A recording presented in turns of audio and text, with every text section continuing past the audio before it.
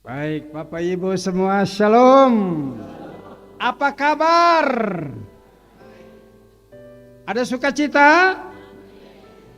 Nah, sekarang kotong coba-coba yel-yel ya. Kalau saya bilang apa kabar, Anda mengatakan dahsyat dan luar biasa. Kalau saya mengatakan ada sukacita, Anda mengatakan yes, yes, yes. Tangan juga harus goyang begitu ya. Setuju kok?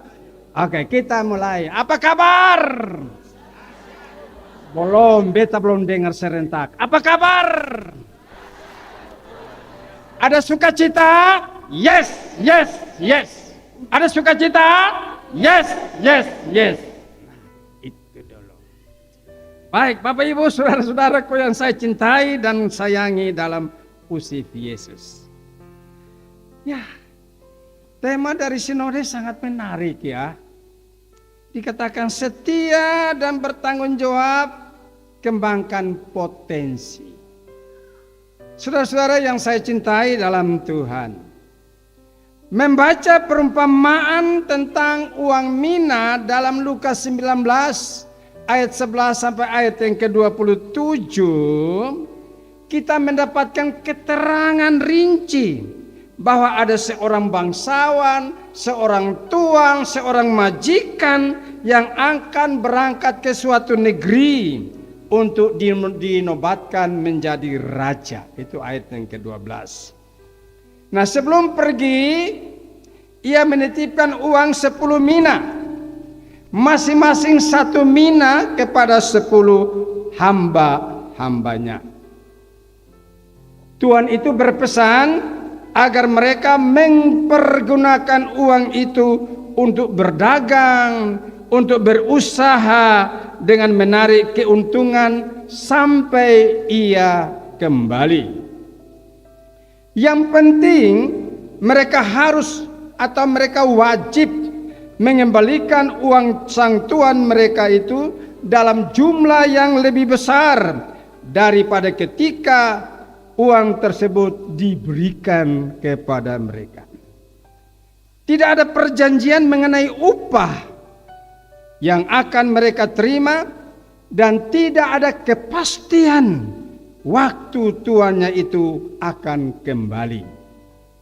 Menurut ayat yang ke-15, kita mendapatkan informasi bahwa sekembalinya sang raja, lalu beliau meminta pertanggungjawaban atas hasil kerja para hamba-hambanya. Dikatakan bahwa hamba pertama dan yang kedua melaporkan hasil positif karena mereka berhasil memaksimalkan uang yang dipercayakan kepada mereka.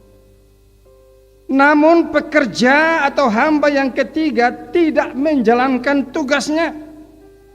Ia malah menyimpang uang itu dan mengembalikannya kepada raja. Dia melakukan hal itu, saudara, karena takut kepada raja. Alhasil, raja menghukum orang itu karena telah melakukan tindak kejahatan. Kita mungkin bingung ya, kenapa kok sang raja ini tidak menyukai orang yang satu ini? Kenapa sang raja tidak senang kepada pekerja yang ketiga? Bukankah jumlah uang yang dikembalikan itu dalam keadaan utuh? Tidak berkurang. Namun saudara-saudara, dari kedua orang sebelumnya kita belajar satu hal. Ternyata sang raja ingin agar orang-orang kepercayaannya itu produktif dan kreatif di dalam hal melaksanakan tugas yang dipercayakan oleh sang raja. Yang terpenting, saudara, bukan berapa banyak kemampuan, bukan berapa banyak potensi yang dimiliki para pekerja, tetapi ketaatan dan kesetiaan dalam menggunakan apa yang diberikan tuannya. Saudara-saudaraku yang terkasih dalam Tuhan, perumpamaan uang mina dalam Lukas 19 ayat 11 sampai ayat ke-27 memiliki kemiripan dengan perumpamaan talenta dalam Matius pasal 25 ayat 14 sampai ayat yang ke-30. Nanti pulang baca ya. Gitu. Nah, dalam perumpamaan talenta, para hamba itu menerima talenta yang berbeda. Ada yang menerima 5, ada yang menerima 2, dan ada yang menerima 1. Ya. Talenta itu berbeda. Gitu. Keuntungan pun berbeda. Ya. Ada yang untung 5, ada yang untung 2. Begitu. Tetapi, nah ini tetapi, upahnya sama loh ya. Ini hebatnya tuh. Terima upah itu, terima modal berbeda, hasilnya berbeda, tetapi menerima upah yang sama, yaitu pujian dan sukacita dari sang majikan.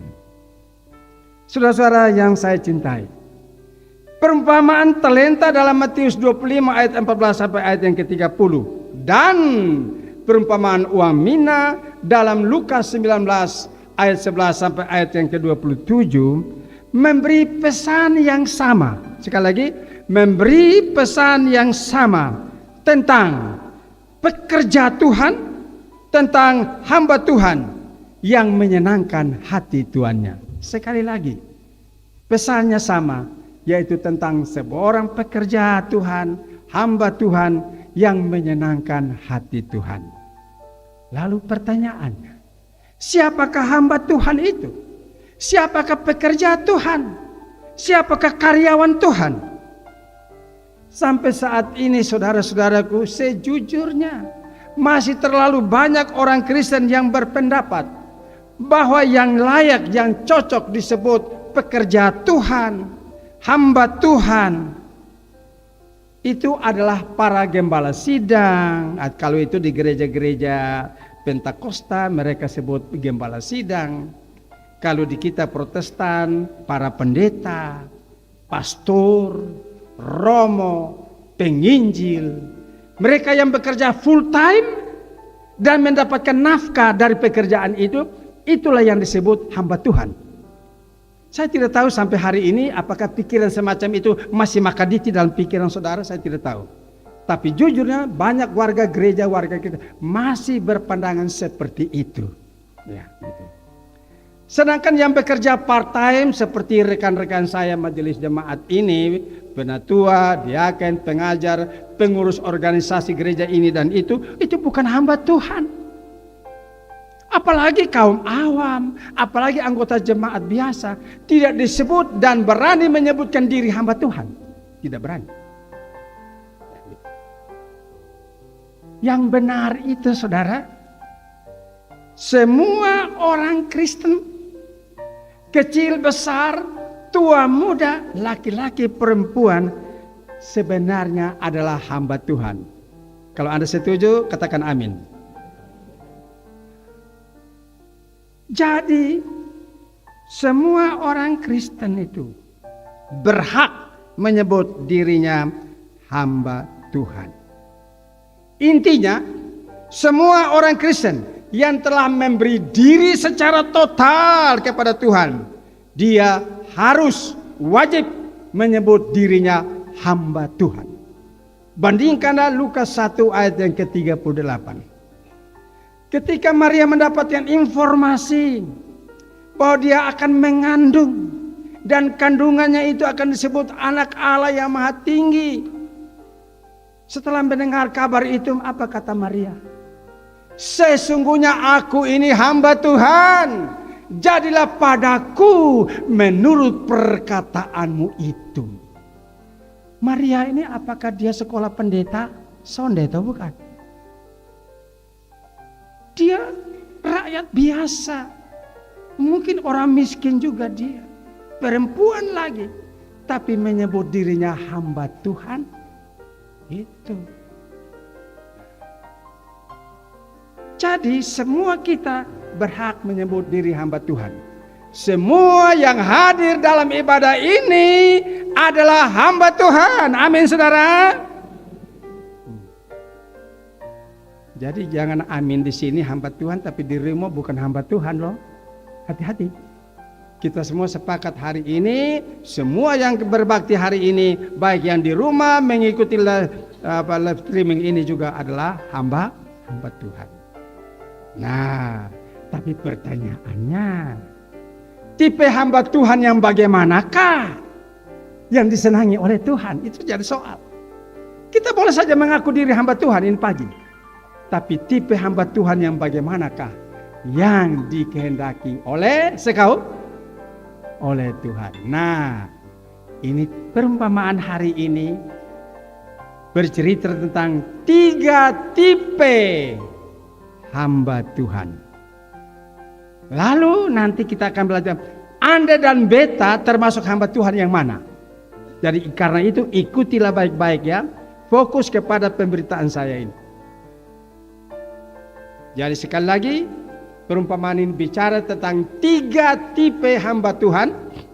Lalu saya ini termasuk hamba Tuhan yang mana? Kita mulai yang pertama. Hamba Tuhan yang pertama atau pekerja Tuhan yang pertama itu adalah saya sebut sebagai pekerja yang berbobot dan yang berkualitas. Dia menerima 1 mina dan memperoleh 10 mina. Luar biasa tidak? Halo? Luar biasa, dapat 1 kok menghasilkan 10. Ini hamba Tuhan yang luar biasa. Begitu.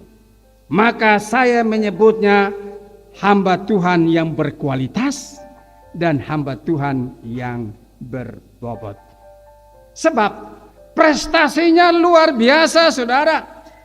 Tapi pertanyaannya, kenapa dia begitu berhasil melipat gandakan modal? Saya mencatatnya kurang lebih ada 5 alasan kenapa dia bisa berhasil, kenapa dia bisa berprestasi. Nanti kotong juga akan belajar. Saya ini hamba Tuhan yang berprestasi kosonde. Sudah sekian lama pikul jabatan majelis jemaat ini termasuk hamba Tuhan yang berprestasi kosonde. Nanti kotong akan selidiki ya. Biar firman Tuhan yang mengoreksi kita. Termasuk saya juga. Jadi hamba Tuhan yang satu ini ya, dia berhasil karena dia memiliki kemampuan dan keterampilan dalam menjalankan usaha. Apa saudara? Kemampuan dan keterampilan dalam menjalankan usaha. Jangan lupa ya. Kota sama-sama ucap, jangan saudara boleh lupa. Nah, keterampilan di sini saudara bukan keterampilan negatif atau keterampilan yang merugikan. Misalnya keterampilan seorang perampok atau seorang penjahat yang memakai keterampilannya untuk melumpuhkan korban guna memuluskan niatnya. Atau keterampilan yang buruk itu adalah memakai keterampilannya untuk mengadu domba, menghasut, menggosip, ciptakan huru hara, ciptakan kegaduhan atau konflik dalam masyarakat maupun dalam gereja. Pertanyaannya untuk kita, apakah Bapak Ibu juga setuju bahwa orang-orang yang berketerampilan buruk itu ada dalam gereja? Ada kesonde? Kira-kira ada kesonde? Apakah itu orang ada di sini? Dia ikut ibadat juga?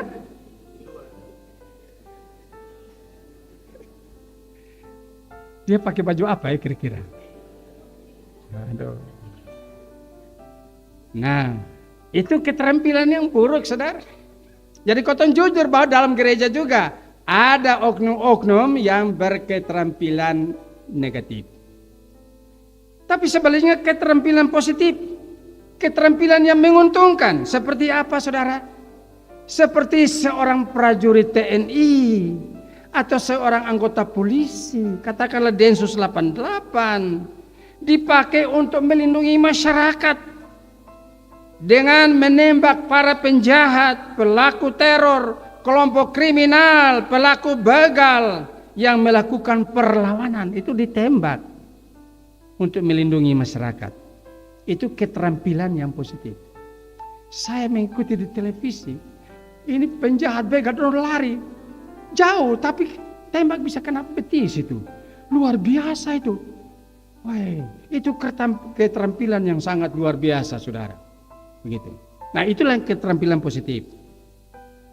Nah, saudara-saudaraku yang saya cintai, menurut saya, gereja akan menjadi gereja yang sehat, gereja yang kuat, bila gereja mampu merekrut orang-orang kunci, orang-orang yang bersedia, orang-orang yang setia, orang-orang yang rendah hati, orang-orang yang berpotensi, orang-orang yang terampil dalam jemaat untuk memajukan pekerjaan Tuhan. Seperti para pendidik, usahawan, mahasiswa, kontraktor, dan lain-lain. Inilah orang-orang kunci dalam jemaat. Sebaliknya, jika gereja abaikan orang-orang kunci, orang-orang yang memiliki potensi, orang-orang yang memiliki kemampuan dan keterampilan, kalau gereja abaikan, itu sama dengan gereja lamban dalam perkembangan dan pertumbuhan. Itu alasan pertama kenapa hamba yang berkualitas ini berhasil. Alasan yang kedua, hamba yang berkualitas dan berbobot ini adalah seorang hamba yang disiplin dan bijaksana. Dia tidak sia-siakan waktu, tidak sia-siakan kesempatan, dia tidak santai, tidak tunda-tunda waktu. Sebegitu terima modal dari Sang Tuhan untuk berusaha, dia segera, dalam tanda kutip, dia segera bekerja. Kenapa dia begitu antusias untuk bekerja? Sebab dia menyadari kemungkinan perjalanan Sang Tuhan itu dipersingkat dan tidak tahu saat tuannya itu kembali. Karena itu dia pakai kesempatan untuk sungguh-sungguh berusaha. Dia juga segera bekerja karena apa? Sang pemilik modal ini akan meminta pertanggungjawaban atas pelaksanaan tugasnya. Saudara-saudaraku, tadi kotong semua sudah mengakui di hadapan Allah bahwa kita ini adalah pekerja-pekerjanya Tuhan. Maka kita tidak boleh membuang-buang waktu dan kesempatan. Amin, saudara. Sebab kita akan dimintai pertanggungjawaban. Ingat, sewaktu Yesus memulai pelayanannya di bumi, dia begitu antusias. Sebegitu dia laksanakan tugas dengan berkeliling, semua tempat dijangkau oleh Tuhan Yesus. Hampir-hampir tidur pun, waktu tidur dikorbankan untuk pelayanan. Kenapa Yesus begitu antusias dalam melaksanakan tugasnya? Karena alokasi waktunya di bumi ini amat singkat, saudara. Karena itu dia tidak mau membuang-buang kesempatan. Bayangkan hanya 3,5 tahun dia ada di bumi. Begitu. Nah, saya mau tanya Bapak Mama semua, kotong ini umur berapa? Mau umur berapa? 90, 100? Mau itu? Itu pun walaupun kerinduan kita, tapi Alkitab omong hidup kita itu singkat. Amin, saudara. Malah Yakobus bilang hidup kita seperti uap saja, hanya sementara. Nah, di dalam kesementaraan ini mau bikin apa dengan Tuhan? Kita harus memanfaatkan kesempatan ini untuk terus rajin melayani dan melayani, saudara. Ini tipe hamba Tuhan yang kedua. Kenapa dia berhasil? Karena dia tidak buang-buang waktu. Oke, kita lanjut. Hamba Tuhan yang ketiga, dia berhasil karena dia seorang pekerja yang ulet dan kreatif serta loyal kepada tuannya. Karena itu dia bekerja sungguh-sungguh. Saudara-saudaraku yang saya cintai, ketika dia terima modal, dia tidak tanya kepada bosnya, bos, Bagaimana caranya sehingga saya bisa beruntung? Bagaimana caranya sehingga modal saya bisa bertambah? Dia tidak tanya itu, saudara. Dia juga tidak bergantung kepada teman-teman seprofesinya. Tapi lagi-lagi dia berinisiatif untuk memiliki atau mencari bentuk-bentuk baru, metode-metode baru untuk memperoleh keuntungan.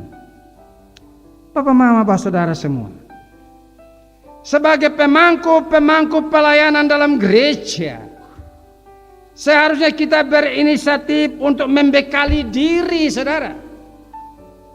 Dengan apa? Dengan buku-buku rohani. Dengan apa? Buku-buku penuntun rohani. Dengan apa? Dengan santapan harian yang sekarang beredar itu apa? Tunas dari tanah kering, ya gitu dia tuh. Mengikuti kursus-kursus, pelatihan-pelatihan. Kita harus punya inisiatif untuk membekali diri. Minggu depan itu ada buku-buku Kristen. Salah satu membekali diri itu adalah buku-buku bacaan Kristen. Saya amat heran kenapa banyak warga gereja imannya keropos. Iman situasional. Karena tidak mau membekali diri. Gitu.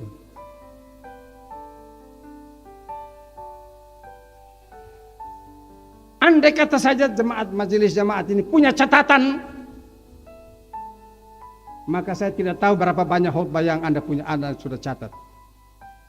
Saya punya catatan, saya beri di belakang, tapi saya catat Pak Sepi khotbah apa. Saya catat itu. Untuk apa? Kepentingan saya. Ketika saya khotbah teks itu, saya belum uraikan ini pokok pikiran, saya taruh. Menambah pengetahuan. Kami pengkhotbah ini dan teman-teman majelis gereja ini bagaikan sumur. Engkau tahu, engkau sumur. Kalau ditimba terus menerus lama-lama apa? Sumur itu apa? Kering toh bukan? Maka harus diisi. Ketika saya masih aktif sebagai pendeta di Jemaat Sion Pura, semua majelis hampir punya catatan di dalam Alkitab. Saya khotbah mereka catat apa-apa yang penting. Untuk apa? Konsumsi diri. Kita terlalu berhitung untung rugi. Aduh, kalau beli buku rohani ini baca, aduh, doi rugi. Padahal untuk membekali diri. Gitu. Saya kalau ke rumah sakit saya sudah bawa buku. Baca. Menunggu dokter saya baca. Untuk apa? Memperkaya diri, membekali diri, saudara.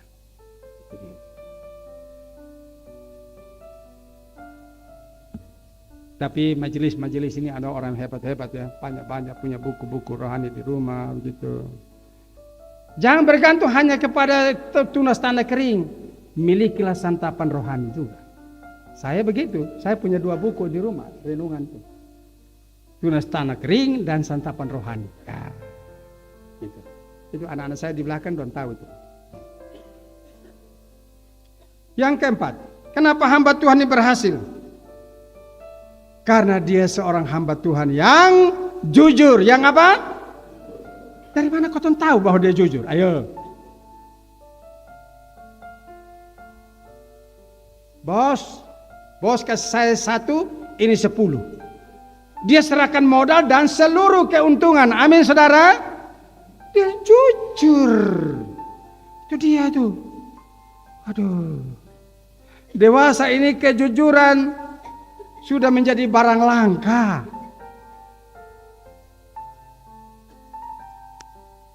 Halo, Papa di mana? Sudah dekat rumah.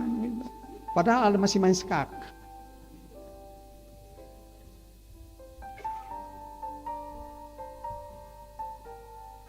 Papa Ibu tahu, siapa yang pernah tidak jujur ya, ada yang ini barang mengaku dosa lah. Saya juga begitu, saudara, berulang kali di sini saya kasih tahu. Ini HP ini bagus, saudara. Sementara di toilet juga, halo, ya. Gitu. Tapi saya juga beberapa kali juga tidak jujur di majelis gereja. Ketika saya masih menghandle itu jemaat Narwastu 12 tahun yang silam. Papa di mana?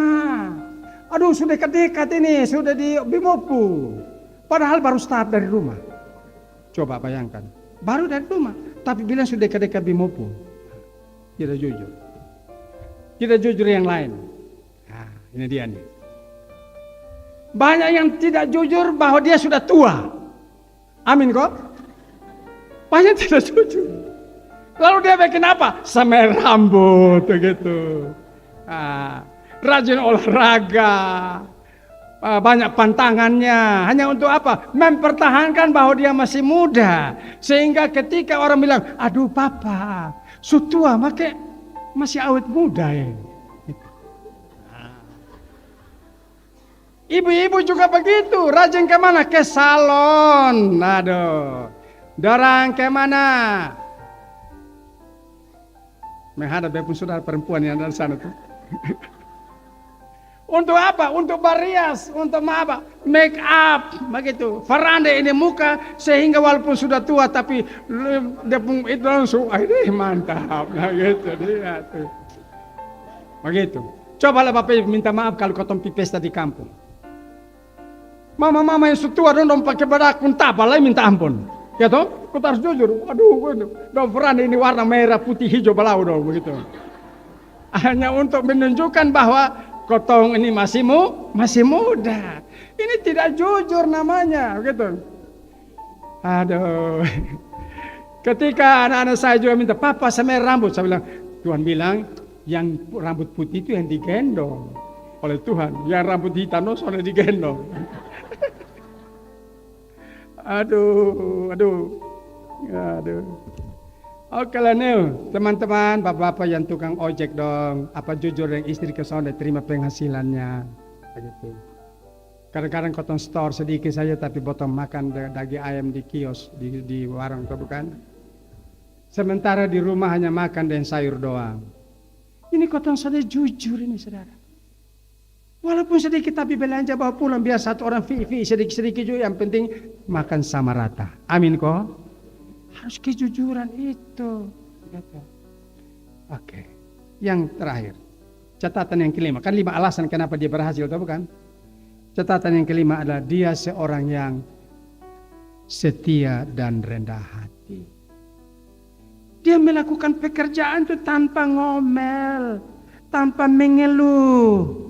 Meskipun tidak ada perjanjian tentang jumlah upah yang akan dia terima. Tapi dia laksanakan itu dengan sukarela. Dia rendah hati lagi di mana kita tahu dia rendah hati. Ketika dipercayakan 10 kota, kuasai 10 kota, dia tidak sombong. Dia tidak angku tesede. Tidak begitu saudara. Kotong orang Kristen yang lalu punya sombong apa kabar? Begitu.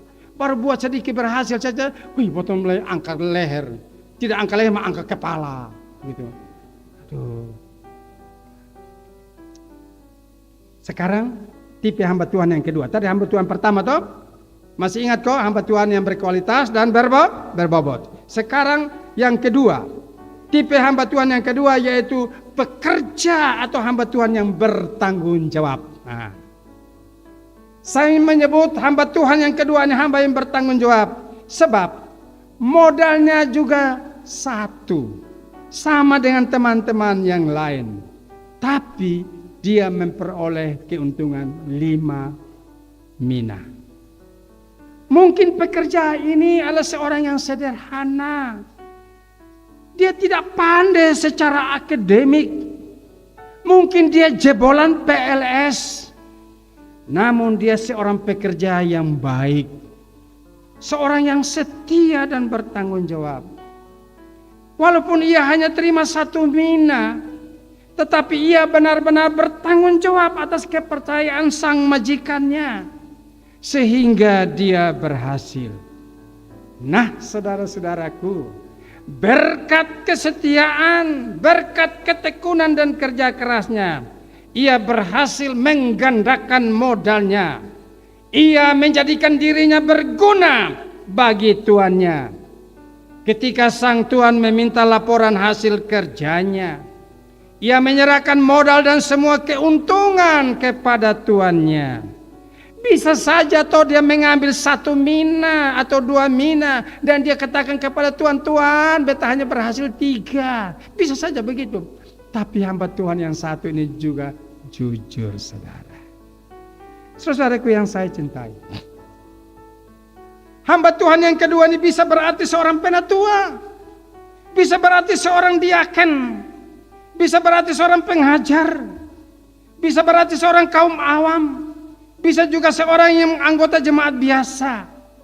Tanpa pendidikan khusus di bidang penata layanan Tuhan. Atau di bidang teologi. Dia mungkin tampil apa adanya. Mungkin di macam manusia lain dia tidak diperhitungkan. Dia tidak fasih bicara. Dalam rapat-rapat dia disepelekan. Dia tidak banyak bicara. Akan tetapi di lapangan dia berhasil menjadikan dirinya berguna bagi kemanusiaan dan bagi Tuhan. Hamba Tuhan yang satu ini juga dia tetap setia. Dia rajin dan bertanggung jawab atas tugas yang dipercayakan kepadanya. Saudara-saudaraku yang saya cintai, teman-teman saya penatua, diaken dan pengajar, Anda mendapatkan kepercayaan dari Tuhan untuk mengelola pelayanan di jemaat ini. Saya tidak tahu kemarin sidang itu banyak yang hadir ke sana, besok tahu. Karena saya tidak terlibat di dalam pekerjaan ini. Tapi kalau sampai hati, saudara-saudara terima tugas baru tidak hadir dalam masalah evaluasi. Puji Tuhan jikalau kemarin semua hadir. Syukur, haleluya, amin kok. Semua hadir kok. Aduh. Baik, saudara. Tanggung jawab kepada Tuhan, saudara. Bukan tanggung jawab kepada pendeta. Bukan. Kita semua berdiri di depan altar ini menyaut, saya bersedia melayani itu Tuhan. Tanggung jawab kepada Tuhan. Begitu dia tuh. Jadi yang soalnya ada jangan mengomel ya. Pak Iman di mana? Wakil. Oh, tahu saya mengomel ya, langsung datang. Biarkan mereka tanggung jawab dengan Tuhan. Tapi puji Tuhan kemarin semuanya hadir. Mantap. Nah. Hamba Tuhan satu punya minat yang sungguh-sungguh untuk melaksanakan panggilan Kristiani. Mungkin menjadi seorang pendoa syafaat. Mungkin suka memberi tumpangan. Memberi tumpangan bukan berarti bahwa setiap orang mari tidur di batang rumah. Bukan begitu. Tapi rumah kita terbuka untuk siapa saja. Kadang-kadang orang bertanya, kok Pak Nale rumah tertutup terus? Oh, kok memang angin timur mah. Tapi pintu samping ada lah begitu. Kita pintu rumah tidak tertutup terus karena apa? Kita takut jangan sampai orang mampir lagi keluar teh 1 gelas lagi. Pakai perhitungan gitu. Sehingga rumah kita memberi tumpangan itu artinya siapa saja, mari silakan. Mama mampir kok. Hai. Ini beta sengaja jalan juga tidak ada orang panggil Pak Nale mampir kok. Aduh. Dia memberi tumpangan begitu. Nah. Juga suka memberi pekerjaan Tuhan. Dan sekali lagi menjadikan pekerjaan itu Kristen dalam tanda kutip. Sekali lagi, mungkin Anda bukan seorang pengkhotbah seperti saya, tapi menjadikan pekerjaan itu Kristen dalam tanda kutip. Misalnya seorang pengemudi. Jadikanlah itu sebagai pekerjaan Kristen, pengemudi Kristen. Di jalan raya sopan. Apalagi seorang pengemudi melayani bosnya. Gitu. Tunggu jam keberangkatan baru engkau datang. Sementara bos sudah lap ini oto. Wah, itu bukan pengemudi Kristen itu. Ingat baik-baik. Dia ada datang lebih tempo. Sudah bersihkan itu. Tunggu saja layani bosnya. Gitu. Engkau sebagai tukang ojek, jadikan tukang ojek itu Kristen dalam tanda kutip begitu. Layanilah mereka dengan sopan santun. Satu ketika saya ada duduk-duduk, ada seorang tukang ojek, Grab namanya, Grab gitu. Dia gonceng satu ibu. Dia mungkin sudah tahu bahwa di situ ada polisi tidur. Puk, sang ibu kaget terpaksa pelok begini. Gitu. Habis takut jatuh atau bukan? Gitu. Saya pikir-pikir, aduh, ini tukang ojek Kristen kah? Bukan. Gitu. Kadang-kadang begitu, saudara. Aduh, kita layani ibu-ibu. Kota mau supaya dia bersentuhan badan dengan kotong. Aduh, ini bahaya. Gitu. Jadikan pekerjaan itu Kristen sebagai seorang pembantu rumah tangga juga demikian. Jadikanlah pekerjaan sebagai Kristen. Begitu. Saya bertemu dengan banyak nyonya-nyonya rumah. Mereka bilang, Pak Pendeta, saya lebih percaya pembantu saya pegang kunci lemari daripada percaya anak perempuan. Kenapa? Ini anak perempuan kasih pegang kunci di semua otak semua. Gitu. Aduh. Sebentar mama pun satu lembar susah ada lagi begitu. Tapi pembantu dikasih kepercayaan pegang kunci lemari loh ya. Ini berarti sang pembantu menjadikan pekerjaan itu walaupun pembantu tapi Kristen. Mungkin Anda seorang cleaning service. Jadikanlah pelayan itu sebagai Kristen, kerja yang sungguh-sungguh, bersih sungguh-sungguh begitu. Apalagi? Mungkin di antara kita, jemaat kita, ada yang pemulung. Kalau saya bicara di Batam, ini rata-rata mereka pemulung, saudara. Tapi saya pesan mereka, jadilah pemulung Kristen.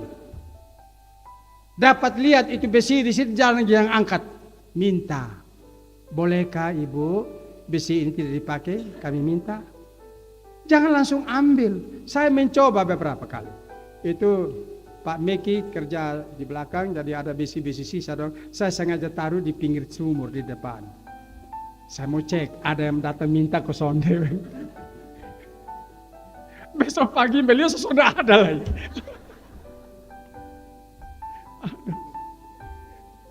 Ini berarti pemulung bukan pemulung Kristen, saudara. Petani sayur Kristen. Nah ini, halo Pak Basi mana ketua kelompok? Nah, jadikan pekerjaan di sana itu Mama Batu ada sini Pak. Halo Mama Batu sayang. Mantap. Jangan seperti ini. Saya pernah beli sayur karena di sini tidak ada, saya beli sayur di pasar. Saya tanya, ini Mama Don dari mana? Dari Oenesu. Ini sayur pupuk kok? Ya pupuk kandang Papa. Oke saya beli. Sampai di rumah dipahit minta ampun. Berarti bukan pupuk, bukan. Pakai pupuk itu. Nah ini menjadikan petani bukan petani Kristen, atau bukan? Amin saudara. Tapi kota pun di depan petani Kristen semua. Puji Tuhan. Mari kita tepuk tangan dulu buat mama kita. Haleluya. Itu dia tuh ya. Nah, saudaraku yang saya cintai.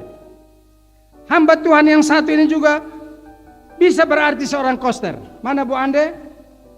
Halo. Bu Ande Putinus, mari sini. Ada di mana ini? Mari sini. Mari sini, beta butuh. Mari berdiri sini saya. Bu Ande, mana Putinus mana? Sini saya berdiri saya sini. Mana Putinus?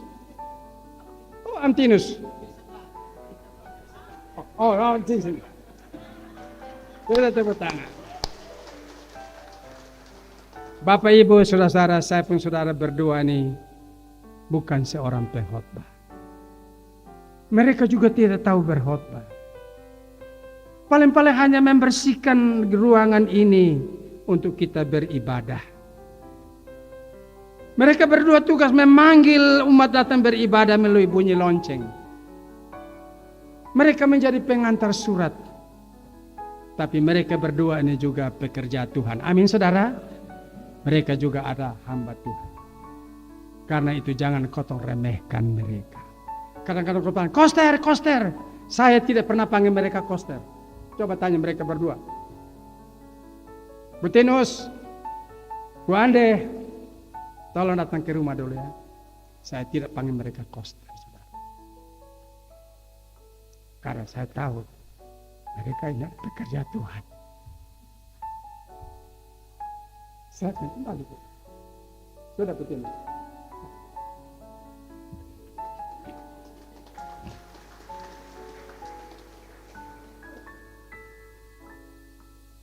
Halo, saudara-saudara majelis jemaat. Halo, panitia HRG. Halo, para pengurus organisasi. Jika motivasi pelayananmu mencari popularitas, mencari pujian, mencari penghormatan, maka jabatan kemajelisanmu masih perlu dipertanyakan. Hamba Tuhan yang kedua ini juga bisa berarti saya sebagai seorang pengkhotbah. Kalau motivasi saya berkhotbah hanya untuk bersaing, motivasinya untuk pujian, hanya menyenangkan hati jemaat dan bukan menyenangkan hati Tuhan, maka kepandetaan saya juga perlu dipertanyakan. Sebuah kesaksian. Ketika saya menghadiri sebuah malam penghiburan, ada kelompok anak-anak muda duduk di belakang saya. Mereka sementara berdialog tentang pendeta-pendeta yang favorit menurut mereka. Ada yang mengatakan, wih beta senang pendeta A, oh beta pendeta B, beta pendeta C. Karena dia pun harus buat potong conde mengantuk dari awal sampai penutup itu tertawa terus. Begitu. Nah, jadi di kalangan mereka kaula muda ini juga, sebenarnya mereka juga punya pendeta favorit, pengkhotbah favorit, begitu. Mereka juga punya pendeta yang tenar, yang populer. Lantas saya juga berbisik, Roh Kudus berbisik dalam hati saya untuk memeriksa diri. Saya takut kalau saya lebih populer daripada Yesus. Itu dia saya takut.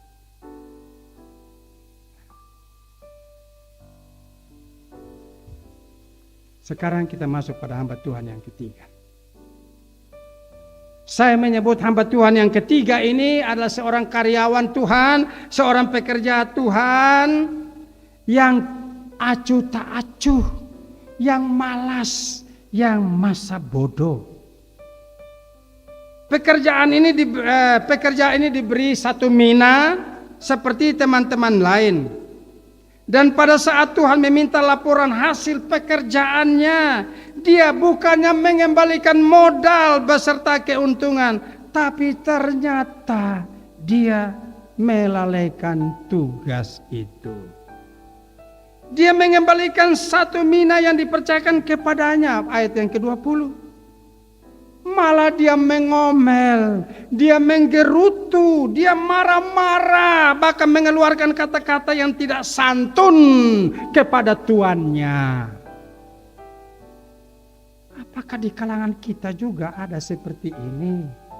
Mengeluarkan kata-kata yang tidak santun kepada rekan-rekan pelayan majelis gereja kah, senior kah? Apakah itu ada? Tapi puji Tuhan di jemaat Bethel ini tidak ada yang begitu. Ini hamba Tuhan, dia menuntut Tuhan itu, bayangkan Tuhan seorang yang jahat, yang kejam, yang tidak bijaksana, seorang pemimpin yang mau untung sendiri, mau bahagia sendiri, seorang pemimpin yang hanya mau peralat orang lain untuk memperoleh keuntungan tanpa usaha, tanpa menabur tapi menuai. Ini kata-kata yang tidak santun, saudara. Hamba yang ketiga ini, dia lalaikan tugas. Dia menyia-nyiakan kesempatan yang diberikan kepadanya. Sebagai konsekuensinya, apa yang ada padanya diambil dan ia pun dihukumnya. Sang Tuhan menyebut dia ini hamba yang jahat. Bukan dia pelaku kriminal atau perbuatan-perbuatan jahat yang lain, bukan. Tapi karena malas. Jadi tadi kita bilang kita pekerja Tuhan, tapi kita malas bergereja, malas melayani. Itu termasuk kategori hamba yang jahat. Engkau dengar baik-baik ini. Kalau tidak layani dengan baik-baik, engkau jahat. Saudara-saudaraku yang saya cintai. Hamba Tuhan ini, tidak rela menjalankan tugas. Dia acuh tak acuh, bahkan malas. Dia hanya mau terima jabatan, hanya mau terima penugasan, namun tidak melaksanakan penugasan itu. Lalu dia menutupi karakternya yang buruk itu dengan menciptakan kegaduhan, keributan, konflik dengan sang tuannya. Sejujurnya saudara, tipe orang Kristen atau pekerja Kristen yang malas, masa bodoh, yang acuh tak acuh, ini bertumbuh subur dalam gereja Tuhan.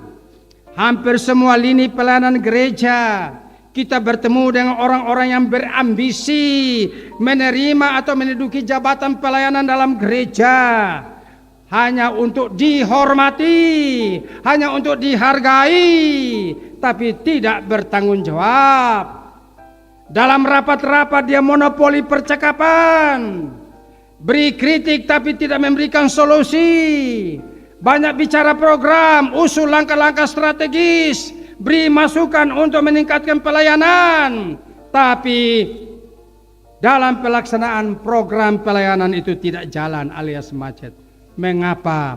Karena pelaku pelayanan itu malas, acuh tak acuh, masa bodoh. Konsekuensinya ada saudara. Belajar daripada hamba satu ini, dia dihukum. Saatnya Tuhan akan meminta pertanggungjawaban dari ketong. Kita bukan bertanggung jawab kepada ketua sinode, kepada pendeta, bukan, tapi tanggung jawab kepada Tuhan. Jangan-jangan Matius 7 ayat 21 berlaku. Bukannya orang yang menyebut aku Tuhan, Tuhan, bukan orang yang kerja menyembuhkan banyak orang sakit itu, tapi yang melakukan kehendak Bapa di sorga. Saudara-saudaraku yang saya cintai dan kasihi, mengakhiri khotbah ini, sampai akhir tuh bukan ya? Pasti senang tuh bukan? Soalnya lama-lama lagi. Oke, mengakhiri khotbah ini, izinkanlah saya bertanya kepada Bapak Mama semua. Apakah Bapak Ibu mengerti penjelasan saya tentang ketiga tipe hamba Tuhan atau pekerjaan Tuhan dalam perumpamaan ini? Apakah Bapak Ibu paham? Bapak Ibu mengerti? Puji Tuhan. Dengar baik-baik yang kedua lagi. Ladang sudah menguning, tapi pekerja sedikit. Jika pagi ini Tuhan Yesus ada di sini dan meminta secara langsung Anda menjadi seorang pekerjanya, apakah engkau bersedia? Halo, apakah engkau bersedia? Coba yang setuju angkat tangan. Yang setuju saja. Yang tidak setuju jangan angkat tangan. Terima kasih. Tapi syaratnya, kita bersedia, tapi syaratnya ada. Syaratnya kita harus menyerahkan diri secara total kepada Tuhan. Jangan hanya 40%. Kalau serahkan 40%, saudara, 60% masih milik kita, maka kita kerja juga abu-abu. Sidang-sidang juga kita sudah datang. Itu hanya serahkan 40% buat Tuhan. 60% masih milik sendiri. Syarat yang kedua, siap bekerja bagi Tuhan. Amin saudara. Dengan seluruh kemampuan dan potensi apa yang ada pada Anda, bekerjalah sungguh-sungguh bagi Tuhan. Ingat, menjadi seorang pekerja Tuhan itu sama dengan menjadi seorang pemenang jiwa. Ingat Bapak, ini tugas amanat loh ya. Pergilah dan beritakan Injil, ini amanat. Ya. Jadi menjadi seorang pemenang jiwa itu bukan pilihan, tapi wajib, sebuah kewajiban. Pak Okto ada di mana? Nah, seorang anggota polisi atau seorang anggota TNI, kalau dapat tugas dari komandannya, ayo berangkat ke Papua sekarang juga, walaupun istri ada sakit, siap kerjakan. Begitu tahu bukan buat? Hanya 2 kata saja. Seorang prajurit, siap kerjakan. Kita semua adalah prajurit Yesus. Amin saudara. Maka kita apapun terjadi, siap kerjakan. Amin saudara. Maria begitu, apapun terjadi silakan. Orang mau katai saya wanita aneh, hamil secara ajaib tanpa suami, silakan bosan boleh omong. Tapi saya ini hamba Tuhan. Nah, begitu dulu. Silakan boleh bosan boleh omong, belajar sudah cukup ya. Begitu. Tapi saya ini hamba Tuhan, begitu. Jadi pemenang jiwa loh ya. Gitu. Saya ingat lagunya si Talita Dodo tentang kedatangan Tuhan. Aduh, lagunya terlalu indah. Saya selalu putar di mobil. Oh Tuhan, sudah mau dekat kembali. Apa yang kau bawa untuk Tuhan? Jiwa-jiwa. Aduh. Pertanyaannya, sudah berapa jiwa yang kau membawa bagi Tuhan? Kau jujur teman-teman semua. Kau majelis sudah berapa periode ini. Tapi berapa jiwa yang kau sudah menangkan bagi Tuhan? Ini menjadi evaluasi. Memang banyak warga gereja mereka rindu sekali memberitakan firman. Bagaimana memulainya dan mengakhirinya, orang tidak tahu. Nah sekarang ada buka peluang. Tadi ada surat dibacakan ya. Ada buka pelatihan secara gratis. Asal Bapak Ibu mau bersediakan waktu untuk diperlengkapi selama 4 hari di Hotel Cendana. Gratis loh ya. Dulu ini sekarang ketua sinode ini juga kami kirim ke Malang 3 minggu. Pak Yusuf Mova juga ke Malang 3 minggu. Banyak pendeta gemit yang sudah mengikuti pelatihan ini kurang lebih 160 orang. Pendeta gemit. Kalau memang melaksanakan tugas ini, waduh, gemit bertumbuh seperti cendawan. Betapa pentingnya kita diperlengkapi supaya kita menjadi saksi yang efektif, begitu. Oke. Jadilah pelayan yang bertanggung jawab. Amin kok? Jadilah pekerja yang sungguh-sungguh bekerja bagi Tuhan. Amin.